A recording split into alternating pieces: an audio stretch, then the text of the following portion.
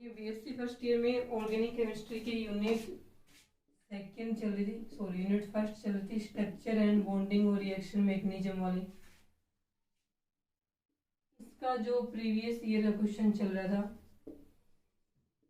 वो था आपकी 3 मॉलिक्यूल दिए हुए थे, CH4 मीथेन, सेकेंड दिया हुआ था NH3 अमोनिया, और थर्ड दिया हुआ था H2 न्यू वाटर। क्वेश्चन ये था इसका कि इन तीनों के अंदर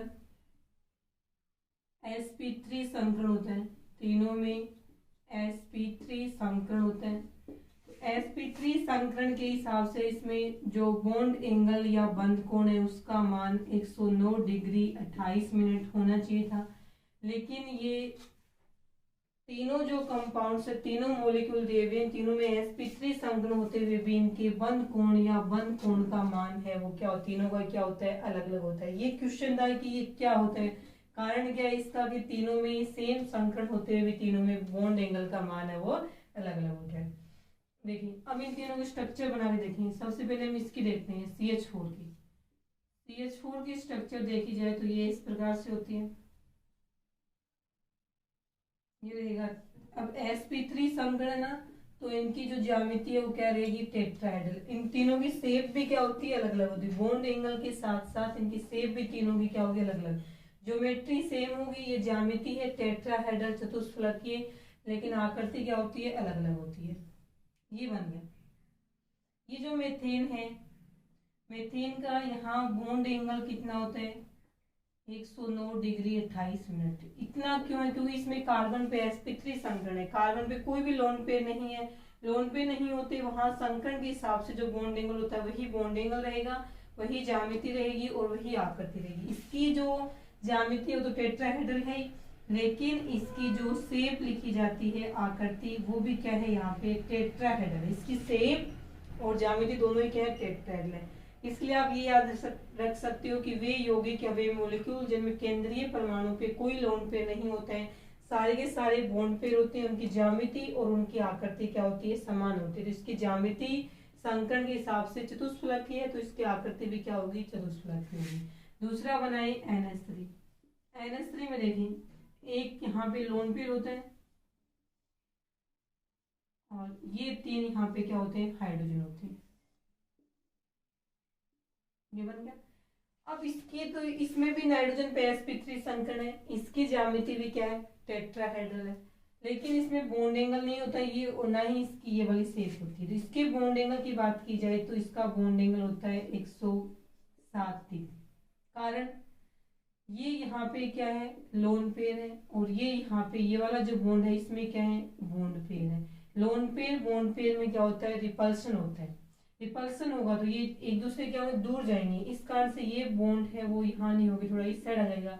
इस साइड आने से ये बॉन्ड एंगल का मान इतना होता, तब तो ये 109 डिग्री 28 मिनट था, लेकिन अब ये बॉन्ड इस रिपल्सन के कारण से दूर जाने से ये बॉन्ड यहाँ आ गया, तो बॉन्ड एंगल कम होके कितना हो गया, 107 डिग्री रह गया। तो बॉन्ड एंगल 109 डिग्री 28 मिनट नहीं है, जो कि संकरण के हिसाब से होना चाहिए था, क्योंकि इसमें केंद्रीय परमाणु नाइट्रोजन पे क्या है, लोन पेयर है। लोन पेयर के कारण से इसका लोन पेयर बॉन्ड पेयर में रिपल्सन था। अब लोन पेयर का जो रिपल्सन है वो होता है सबसे हाईएस्ट, उसके बाद चलता है इसमें लोन पेयर बॉन्ड पेयर का रिपल्सन, और सबसे कम होता है इसके अंदर बॉन्ड पेयर का रिपल्सन। ये ऑर्डर आप देख सकते हो, ठीक है।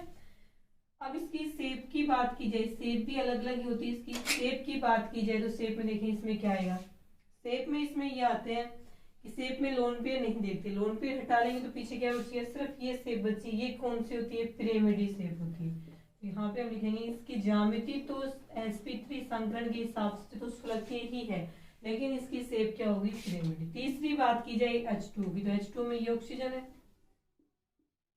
यहाँ पे ये लोन पेयर है, और यहाँ पे ये दो क्या है, हाइड्रोजन जुड़े हुए हैं। तो ये बॉन्ड एंगल क्या है, 109 डिग्री 28 मिनट का, जब कोई रिपल्सन नहीं लग रहा। लेकिन ये भी क्या है, लोन पेयर, ये क्या है, लोन पेयर। तो यहाँ पे इन दोनों के बीच में क्या है, रिपल्सन है। फिर ये लोन पेयर और ये है बॉन्ड पेयर, ये लोन पेयर और ये क्या है, यहाँ पे ये बॉन्ड वाले क्या है, बॉन्ड पेयर है। अब सबसे ज्यादा रिपल्सन तो ये वाला, तो ये रिपल्सन होगी, ये इस साइड घूम जाएंगे, इस साइड झुक जाएंगे, ये इसके और इसके बीच में रिपल्सन होगा तो ये बॉन्ड थोड़ा इस साइड आ जाएगा, यहाँ रिपल्सन होगा तो ये बॉन्ड थोड़ा इस साइड आ जाएगा। तो देखो बॉन्ड एंगल कम हो गया, कम हो गई, 109 डिग्री 2.5 मिनट से कम हो गई, कितना बचा है 104 डिग्री 5 मिनट बच गए। तो ये रहेगा H2O में बॉन्ड एंगल। अब इसकी शेप की बात की जाए तो शेप में क्या आएगा, शेप में लोन पे नहीं देखते, ये लोन पे हटाते ही पीछे क्या बची, वी शेप बची। उल्टा भी है लेकिन शेप लिखते टाइम ये नहीं लिखेंगे उल्टा भी है, सीधे ही क्या लिखा दे इसमें वी शेप है। इंग्लिश का जो वी होता है ऐसे होता है ना, ऐसे, ये उल्टा जो लिखा हुआ है ऐसे कर दिया, वी शेप है। ठीक है, तो ये कारण होता है इसमें, ये लोन पेयर बॉन्ड पे रिपल्सन। और एक इसमें ये आता है कि वे यौगिक या वे अणु जिसमें केंद्रीय परमाणु पे एक हो या एक से ज्यादा लोन पेयर हो, उनकी आकृति और ज्यामिति अलग अलग होती है। ज्यामिति उसके संकरण के हिसाब से देखते हैं, जिसमें लोन पेयर देखे जाते हैं, लेकिन आकृति है उसको देख के लिखेंगे, और इसमें लोन पेयर नहीं देखते हैं। लोन पेयर नहीं देखते तो इसकी बनती है वी शेप और इसकी बनती है पिरामिड। ये आप देख सकते हो कि इन तीनों में sp3 संकरण होते हुए भी इन तीनों के बंद कोण के मान अलग अलग हैं। 109 degree 28 minute, 107 degree, 104 degree 5 minute, और तीनों की आकृति भी अलग अलग है। इसकी चतुष्फलक की आकृति, इसकी पिरामिड आकृति, और इसकी कौन सी है, वी शेप आकृति। ठीक है, ये रहेगा इसमें क्वेश्चन का आंसर। लेकिन इसको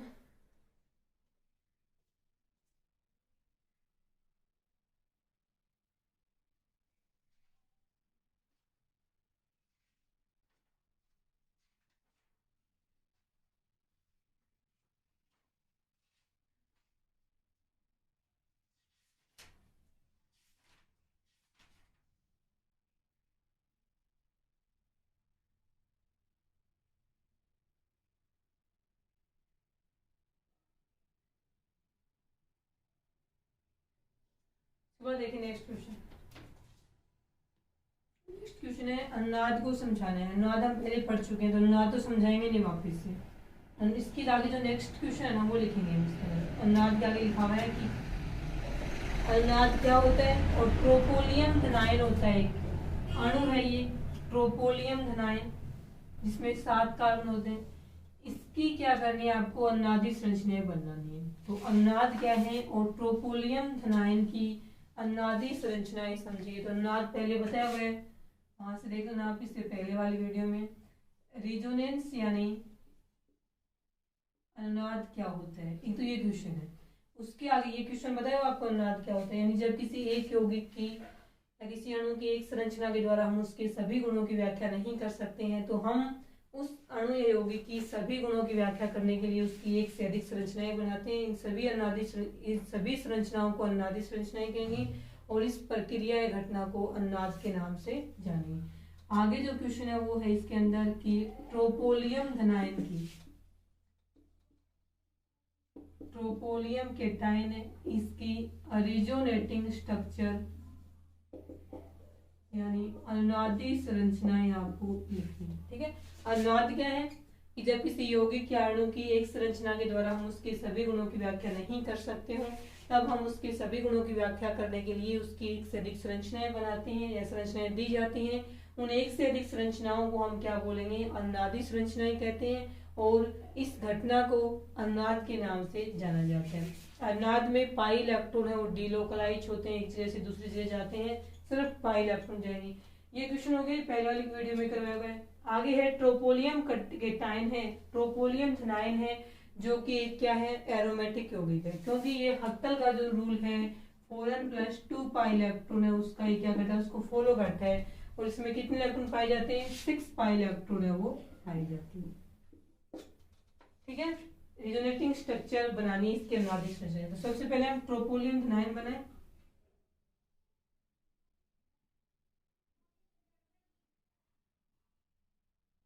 one two three four five six seven, ये बन गई इसमें ट्रोपोलियम धनायन।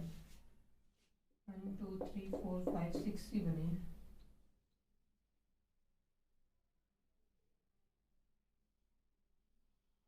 One two three four five six seven, 1 2 3 4 5 6 ही है। इस बार देखें 1 2 3 4 5 6 7 7 हो गए। ठीक है, 7 कार्बन होते हैं इसमें। यहाँ पे पॉजिटिव चार्ज लिख ले। अल्टरनेटिव ऑर्डर में 3 क्या होते हैं, डबल बॉन्ड। तो 1 2, ये पाई बॉन्ड वाले इलेक्ट्रॉन, पाई इलेक्ट्रॉन मानेंगे तो 1 2 3 4 5 6, ये 6 पाई इलेक्ट्रॉन है। यानी ये हक्कल के रूल को फॉलो करता है, हक्कल के रूल को फॉलो करता है। इस कारण से ये जो ट्रोपोलियम के टाइन होता है वो एरोमेटिक कंपाउंड या एरोमेटिक होता है, ठीक है। अब इसके आपको रिजोनेटिंग स्ट्रक्चर बनाने देखें। सबसे पहले यहाँ से ये बॉन्ड घूम के यहाँ जाएगा, तो यहाँ क्या बनेगा, डबल बॉन्ड। इस कार्बन पे चार्ज क्या आएगा, पॉजिटिव। इस पे कोई फर्क नहीं पड़ेगा क्योंकि इसके इस साइड बॉन्ड बने, घूम के इस साइड बने की बात है, इसकी वैलेंसी तो कंप्लीट है, लेकिन इसकी क्या हो जाएगी, कम हो जाएगी।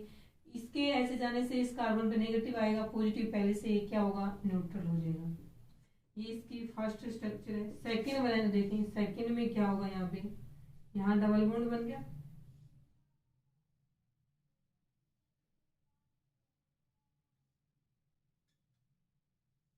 ये बन गया।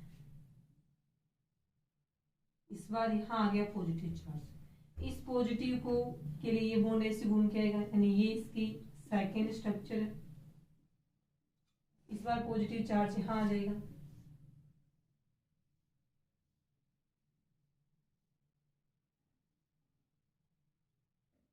डबल बॉन्ड यहाँ पे है, एक यहाँ पे है, यहाँ इस बार पॉजिटिव चार्ज है, एक डबल बॉन्ड यहाँ पे। नेक्स्ट के लिए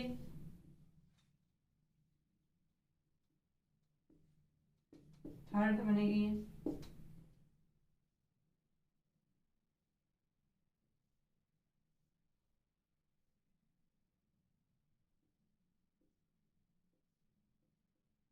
पॉजिटिव चार्ज इस बार घूम के कहाँ गया, यहाँ गया। कितनी बनाएंगे इसकी हम, 7 बन रही है नादी संरचना, ठीक है। यानी पॉजिटिव चार्ज सभी जगह घूम के आएगा, सातों जगह पे।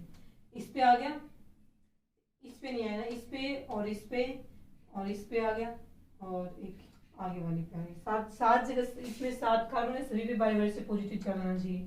फोर्थ बन गया। नेक्स्ट में ये घूम के आएगा यहाँ से, पॉजिटिव चार्ज इस वाली पोजीशन पे नहीं आएगा, इस बार इस पे आएगा। नेक्स्ट हम इसकी यहाँ बना रहे हैं,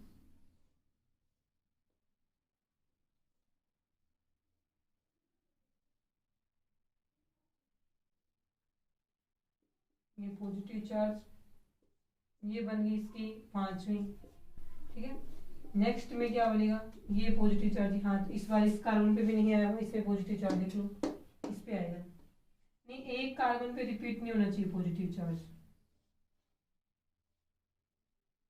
इस बार यहाँ पे पॉजिटिव चार्ज है, और ये बन गया 6 बन गया। 7 पे क्या आएगा, हाँ ये ऐसे घूमेगा, इस कार्बन पे पॉजिटिव चार्ज भी नहीं आया, देख लो इस पे आ जाएगा, इस बार कंटिन्यू। उसके बाद में ये वाली आएगी, ठीक है।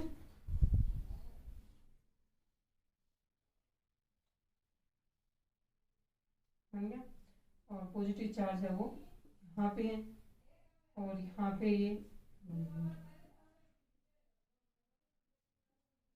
ये 7 अनुनादी संरचनाएं बनेंगी इसके अंदर। आगे समझ में, तो ट्रोपोलियम नाइन की अनुनादी संरचनाएं टोटल 7 बनेंगी। सातों में प्रत्येक 7 कार्बन वाली रिंग है, ये प्रत्येक कार्बन में बारी बारी से एक एक पॉजिटिव चार्ज इसमें आएगा, और सातों में ये ध्यान रखना कि किसी के ऊपर भी पॉजिटिव चार्ज है वो रिपीट नहीं हो रहा है, एक पे पॉजिटिव चार्ज है वो एक बार ही आया है।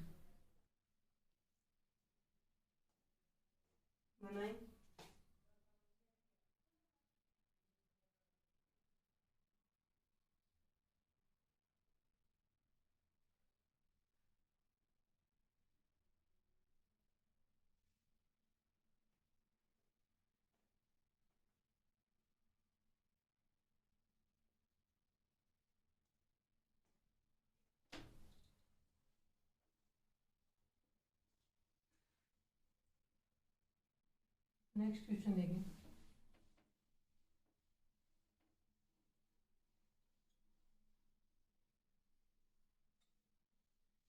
नेक्स्ट क्वेश्चन है कि ऑर्थो नाइट्रोफिलोन में, ऑर्थो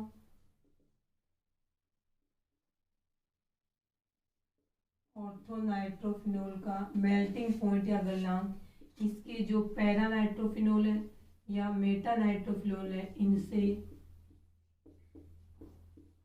ज्यादा होता है क्यों। ऑर्थोनाइट्रोफिनॉल का मेल्टिंग पॉइंट या गलनांक इसके मेटा और पैरा समावयवी भी है उनसे ज्यादा होता है। ये क्वेश्चन इसमें सॉरी कम होता है। कारण देखें इसमें, एक ऑर्थो वाला देख लेते हैं, एक पैरा वाला देख लेते हैं। ऑर्थोनाइट्रोफिनॉल बनाए सबसे पहले।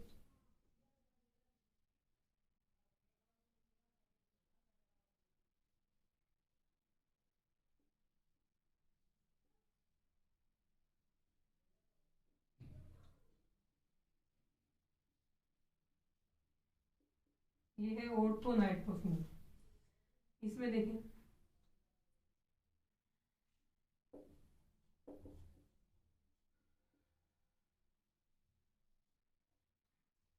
पैरा वाला बना लें, पैरा नाइट्रोफिनॉल।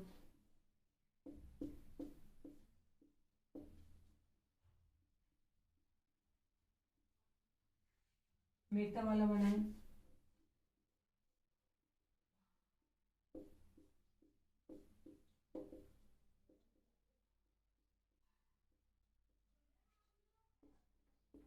पैरा पे नाइट्रो जुड़ा हुआ है,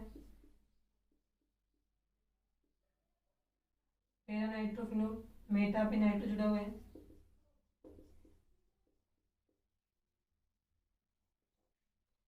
ठीक है, देखिए इस क्वेश्चन में क्या लिखा है। ऑर्थोनाइट्रोफिनॉल है, ये हाइड्रोजन परमाणु, कल क्लास में पढ़ा था हाइड्रोजन बॉन्डिंग। ये हाइड्रोजन परमाणु दो अधिक ईएन वाले ऑक्सीजन परमाणु के बीच में आ गया। तो एक के साथ में तो ये सामान्य सहसंयोजक बंध से जुड़ा हुआ है, जबकि दूसरे के साथ में ये एक इलेक्ट्रोस्टैटिक अट्रैक्शन फोर्स से जुड़ा हुआ रहेगा। इस इलेक्ट्रोस्टैटिक अट्रैक्शन फोर्स जो कि वीक नेचर का, दुर्बल प्रकृति का होता है, इसे हम हाइड्रोजन बॉन्ड के नाम से जानते हैं। एक ही अणु के दो परमाणुओं के बीच में बना है तो इसका नाम क्या हो जाएगा,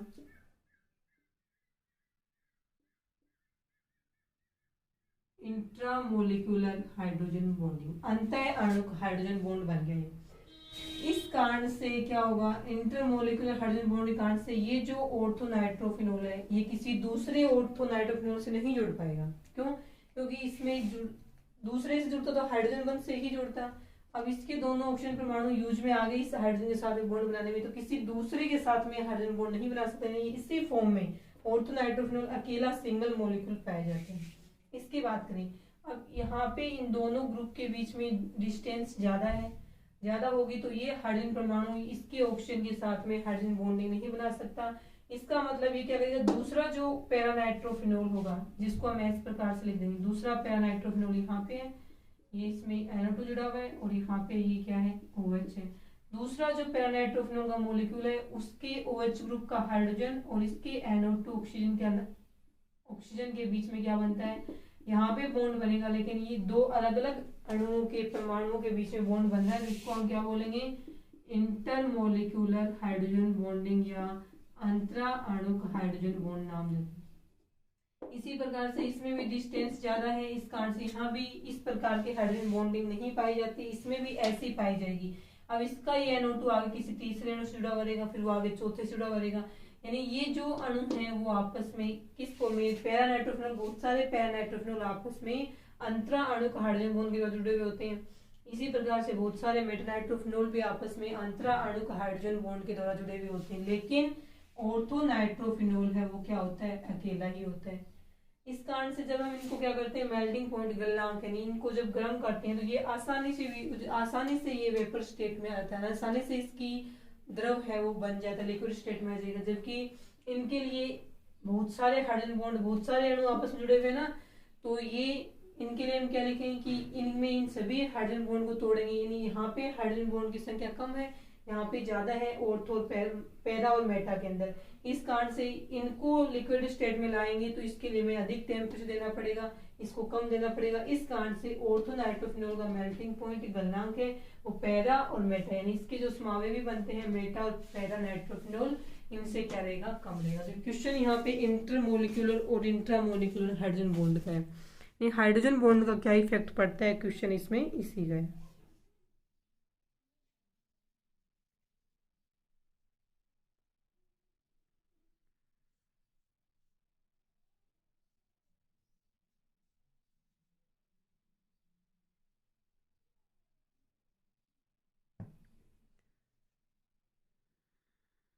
ये एक प्रकार से हाइड्रोजन बॉन्डिंग के जो इफेक्ट है, इफेक्ट ऑफ हाइड्रोजन बॉन्डिंग है, उसका क्वेश्चन है। उसके बाद देखते हैं आप नेक्स्ट क्वेश्चन।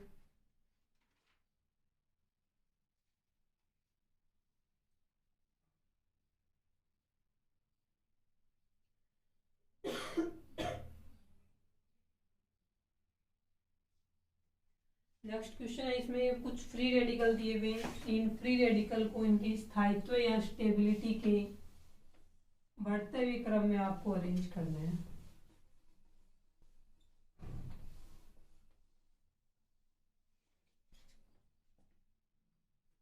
नेक्स्ट क्वेश्चन है, इसमें arrange the following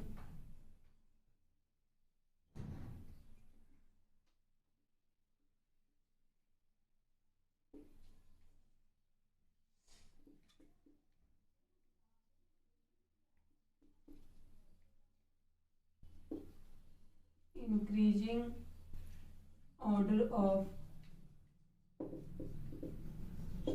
stability.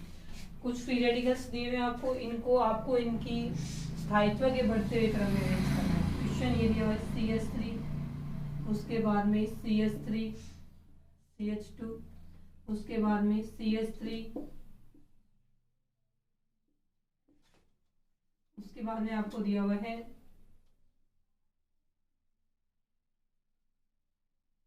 C2H5,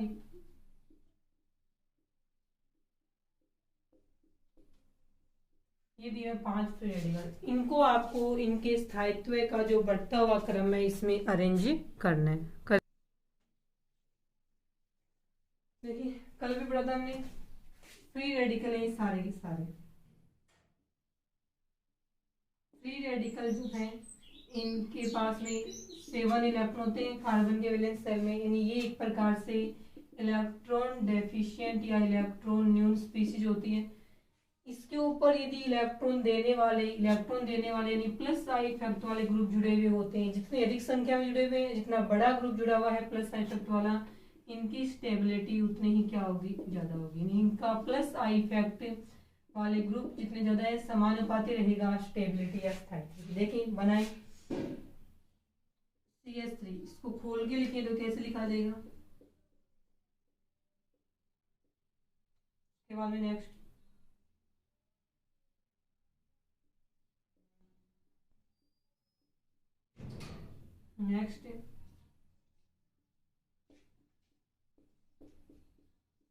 इस वाले ना C2H5, इसको खोल के लिख दें।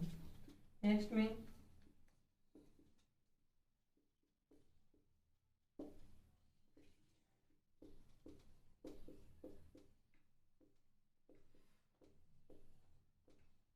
ये हो गया। अब देखिए इस पे कोई भी प्लस आई इफेक्ट वाला ग्रुप नहीं है, इस पे ये प्लस आई इफेक्ट वाला एक ग्रुप है, ये भी एक ही है, लेकिन इसकी कंपेरिजन में ये बड़ा है।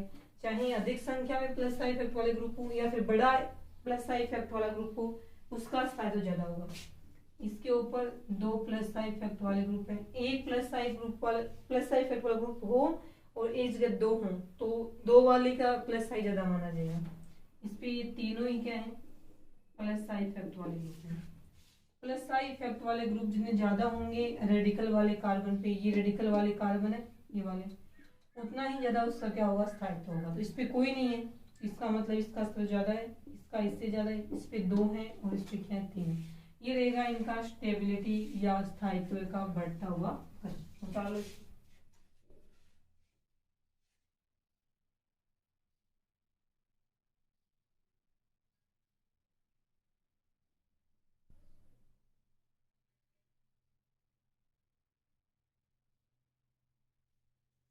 उसके बाद में देखिए आपको 4 मोलिक्यूल दिए हुए हैं, उसमें आपस में किस प्रकार के बॉन्ड प्रेजेंट है ये पूछा हुआ है। देखिए बना लें इसको।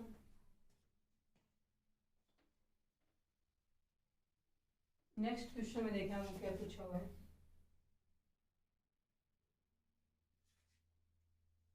इंटर न्यूक्लियर फोर्स पूछे हुए हैं।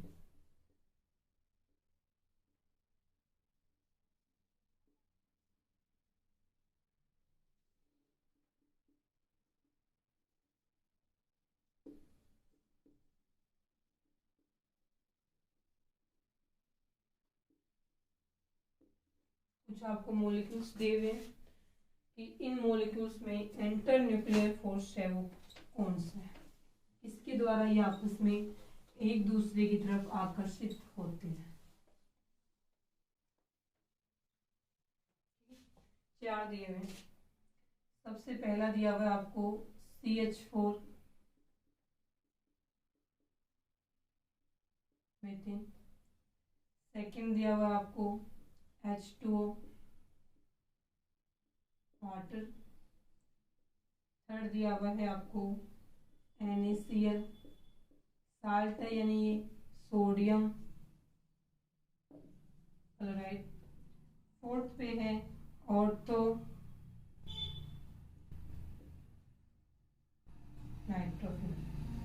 मीथेन की बात की जाए तो मीथेन ये क्या है, गैस है। गैस ये जो मॉलिक्यूल दूसरा मीथेन है ये भी गैस है, इनमें ये एक प्रकार का गैसीय यौगिक है। गैसीय यौगिक में हमेशा ही दो गैसीय यौगिक हैं वो आपस में एक दूसरे से एक वांडरवाल्स फोर्स होता है जो कि एक प्रकार का अट्रैक्शन फोर्स होता है। वांडरवाल्स फोर्स जो कि वेरी वीक नेचर का होता है, बहुत ही ज्यादा दुर्बल प्रकृति का होता है। सबसे ज्यादा दुर्बल प्रकृति का जो होता है ना फोर्स, सबसे दुर्बल जो होता है वो कौन सा होता है, वांडरवाल्स। उससे ज्यादा स्ट्रॉन्ग होता है हाइड्रोजन बॉन्ड, उससे ज्यादा स्ट्रॉन्ग होता है कोवलेंट बॉन्ड, उससे ज्यादा भी स्ट्रॉन्ग कौन सा होता है, आयनिक बॉन्ड होता है। ठीक है।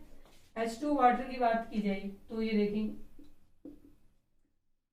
दूसरे H2 को हम ऐसे बना दें। ठीक है। अब ये हाइड्रोजन दो अधिक ईएन वाले परमाणुओं के बीच में आ गया, एक के साथ में ये नॉर्मल कोवलेंट बॉन्ड से जुड़ा हुआ है, दूसरे के साथ में ये एक इलेक्ट्रोस्टैटिक अट्रैक्शन फोर्स से जुड़ा हुआ रहेगा जिसको हम क्या बोलते हैं, हाइड्रोजन बॉन्डिंग बोलते हैं। यहाँ हाइड्रोजन बॉन्डिंग दो अलग अलग परमाणु, दो अलग अलग अणुओं के बीच में हो रही है तो इसका नाम क्या रहेगा, इंटर मोलिक्यूलर हाइड्रोजन बॉन्ड। ठीक है। NaCl की बात की जाए तो NaCl में तो वैसे भी कौन से फॉर्म में होते हैं, आयंस के फॉर्म में होते हैं ना, Na positive Cl negative, Na positive Cl negative. तो इनके बीच का जो अट्रैक्शन फोर्स होता है दो NaCl के बीच में, जितने भी NaCl उन सभी के बीच का, ये NaCl एक प्रकार का आयनिक यौगिक है तो इनके बीच का जो फोर्स है वो भी कैसा होगा, आयनिक होगा। ठीक है। ऑर्थोनाइट्रोफिनॉल आपको अभी करवाया, आयनिक फोर्स भी बोल सकते हो आप और आयनिक बॉन्ड भी बोल सकते हो। नेक्स्ट है इसमें ऑर्थोनाइट्रोफिनॉल अभी करवाया था आपको, ऑर्थोनाइट्रोफिनॉल वापिस देख लो।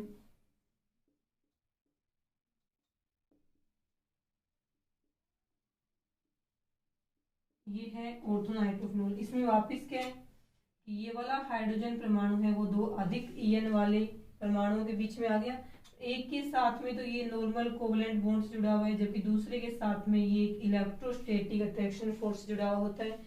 इस इलेक्ट्रोस्टैटिक अट्रैक्शन फोर्स को हाइड्रोजन बॉन्ड बोलते हैं। अब यहाँ पे देखिए हाइड्रोजन बॉन्ड है वो दो अलग अलग अणुओं के बीच में बना हुआ, लेकिन ये पूरा एक ही अणु है। इस अकेले एक अणु के अंदर हाइड्रोजन बॉन्ड बना हुआ, अकेले अणु के दो अधिक ईएन वाले परमाणुओं के बीच हाइड्रोजन बॉन्ड बना हुआ है। इसका नाम यहाँ पे रहेगा इंट्रामोलिक्यूलर, यानी एक ही अणु के बीच में। इसकी हिंदी में इसका नाम होता है अंतराणु और इंट्रा का नाम होता है अंतराणु। ये अंतराणु मतलब एक ही अणु में, इंट्रा इंग्लिश लैंग्वेज थोड़ी अलग है इनकी, इंट्रामोलिक्यूलर हाइड्रोजन बॉन्ड, या फिर इसको हम क्या बोल सकते हैं, फोर्स भी बोल सकते हैं। ये था क्वेश्चन, ये 4 यौगिक थे आपके, इसके अंदर आपको कौन से में कौन से प्रकार के आकर्षण बल हैं अणुओं के बीच में, ये आपको आइडेंटिफाई करना चाहिए। चारों होंगे इसमें।